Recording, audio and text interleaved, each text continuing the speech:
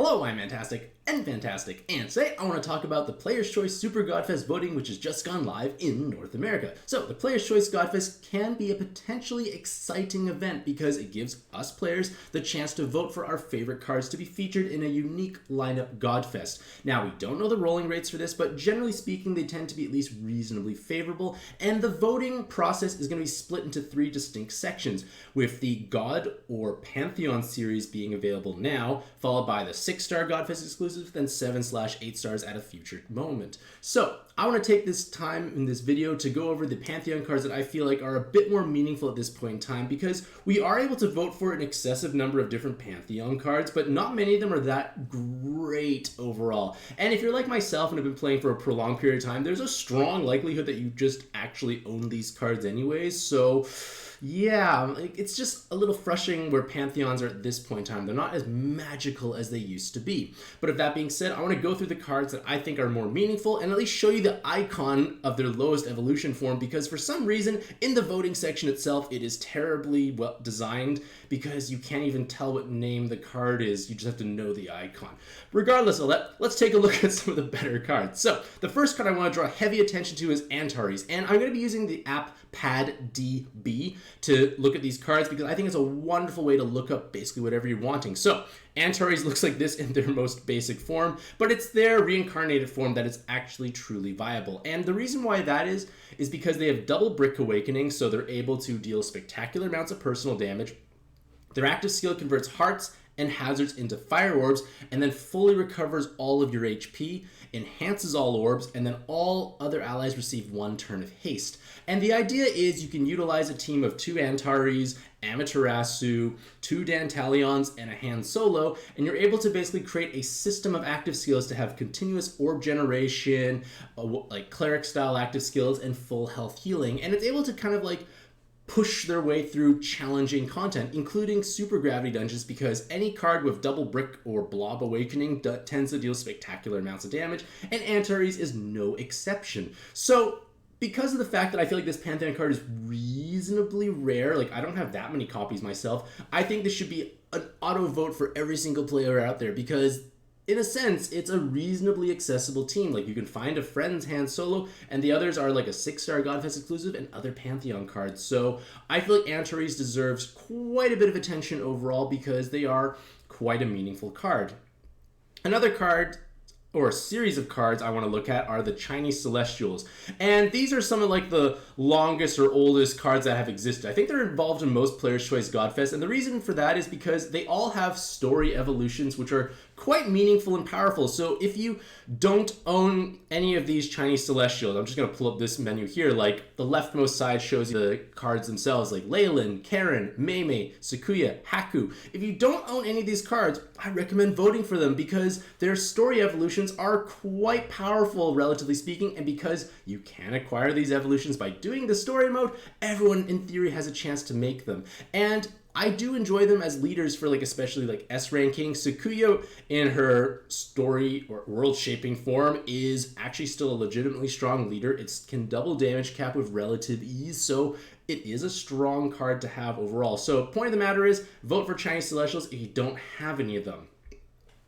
Next series I want to look at is the Samurai 3, which is going to be Kenshin, because Kenshin has powerful weapon assists, like you get sub-attribute water, tape, 2 enhanced hard orb, and 2 seconds of movement time. You get to void damage, create various orbs, but their other weapon assist is a skill boost, 80% jam resist, combo orb, and an active skill on a 4-turn cooldown that dunks your health to 1 and gives you 1 turn of attribute and damage absorption cancellation. So it's an incredibly valuable active skill. You put this on top of a low cooldown card, it will charge up when you need it to actually charge up to give you that 1 turn of counter, which may actually be necessary for certain dungeons. Some dungeons want 2 turns of cancellation, but there are many that actually want 1. This is a weapon assist I place quite high value on, and I would like to have more Kenshins myself because I would like to make more of these weapon assists. But their series overall does feature valuable weapon assists. They feature things like skill boost and 4 blind resist. Basically a skill boost plus 80% resist in something. So all of these cards do have value for sure, especially if you don't own them and you want to make weapon assist. The evolution path is quite easy to actually achieve. And just remember, look on the left-hand side to take a look at what their base forms look like, because when you vote for these cards, you have to actually click on that respective icon itself to, you know, vote for that card.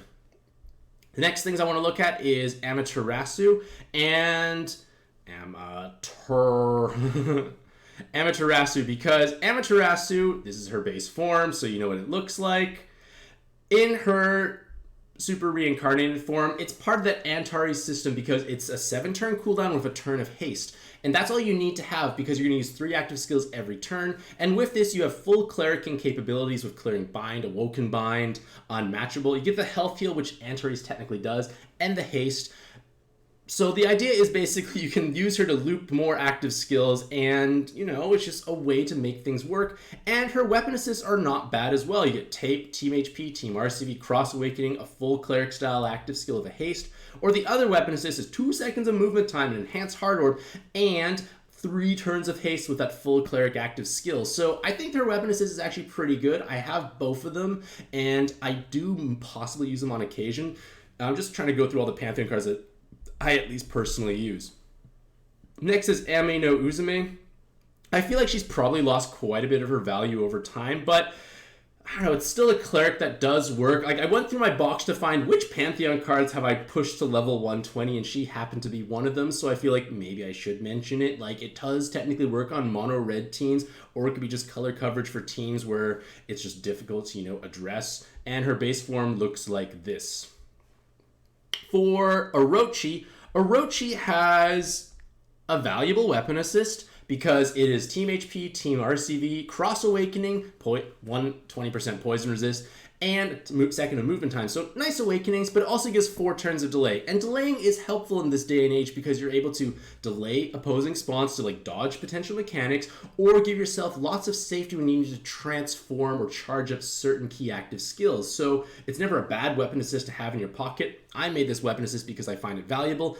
And for some certain niche situations, the active skill that gives 5 turns of delay exists on Orochi in their lower evolution forms. And there are some times where I just inherit this. I get no awakenings. I just want 5 turns of delay as opposed to 4. So I think Orochi does deserve some mentioning.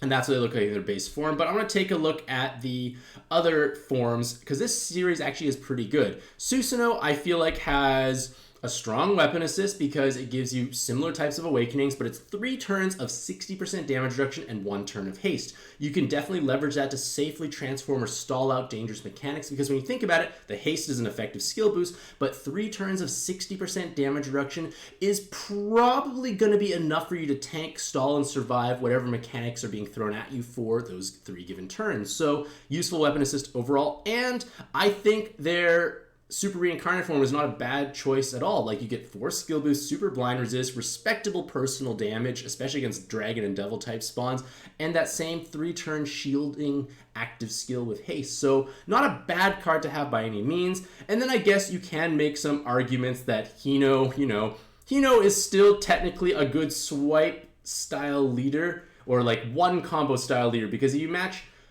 1 combo with 5+ linked orbs, you get 3 million auto follow attack damage. It can be a way for you to just mindlessly clear the normal and technical dungeons. He seems to be voted in every Super Godfest because long ago, back in the day when the voting format was different, Hino was the default first choice for what you could actually vote for. So yeah, that's interesting when I think about it. But yeah, I don't know, I wouldn't really vote for it, but Orochi, Susanoo, and Amaterasu I feel like are all meaningful enough cards. Maybe you can make some arguments for Yomi. I guess this Pantheon does have a bit more love. Another card that I've had some use or some value from was Gilgamesh. So Gilgamesh looks like this in their base form, and in this form here, it is a 1 turn of damage and attribute absorption cancellation on a 12-turn cooldown. You get 4 skill boosts, super poison resist, and L. It's not bad by any means, it's not game-changing, but if you don't have good choices for absorption cancellations, Gilgamesh can be a potentially useful card. Now, I believe Rule and Ariel are featured, and both of these cards I have technically pushed to level 120, and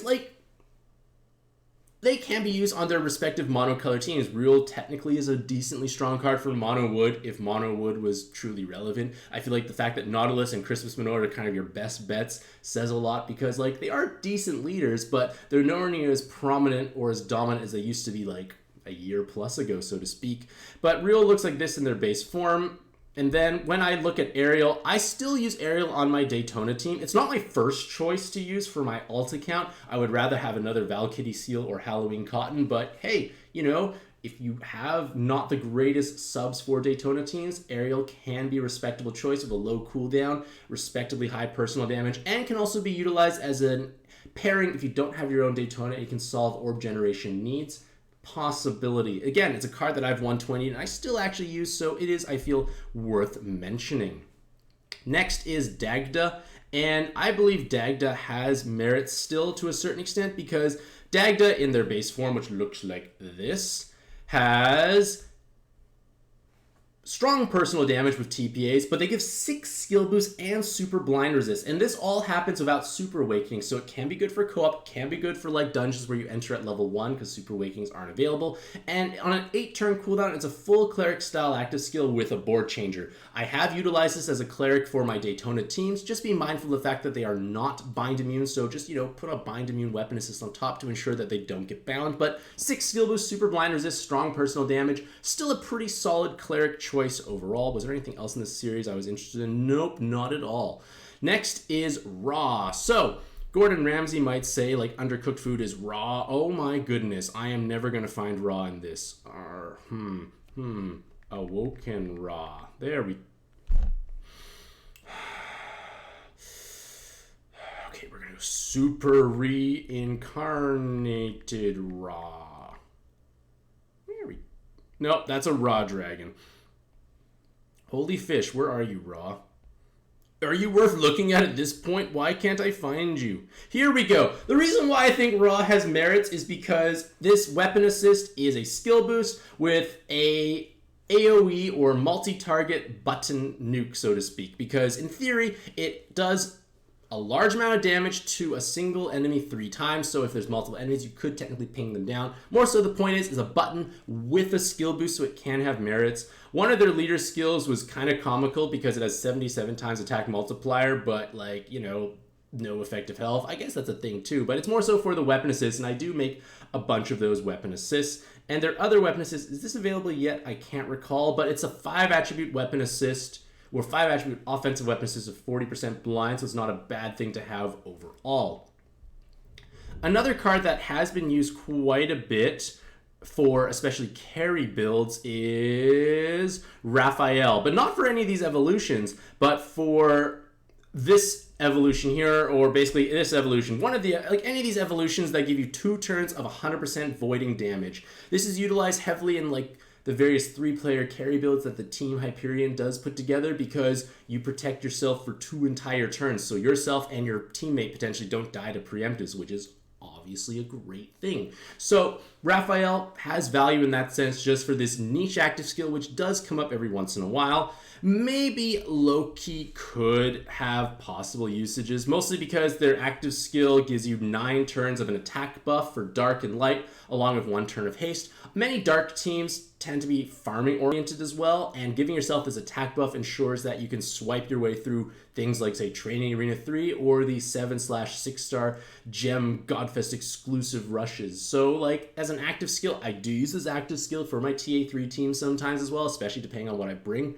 So it does get used. And then finally, Indra, I don't know, like I did use Indra quite a bit at one point in time in my life. This form doesn't quite have as much use as it used to be. The weapon assist is still respectable. Even if you don't use the light rose, it's still a skill boost, RCB buff, 2 turns of 75% damage reduction, and a full cleric active skill. So it's bringing a myriad of useful possible aspects. And remember, the top 40 Pantheon or God series cards are going to be voted in, and I didn't even talk about 40 cards. I think there's a lot of cards that don't necessarily work that well. And then let's just take a look at how the voting works. So basically the idea is you click someone that you think is cool and you get to vote for them. And the problem is they didn't sort it by Pantheon, they didn't sort it alphabetically, so it's going to be a bit of a nightmare trying to find those icons of things that you want to actually vote for. And then in the off chance that they do put multiple cards that are useful, like this is Raphael, so I think it's worth voting for. This is Ra, that's Dagda.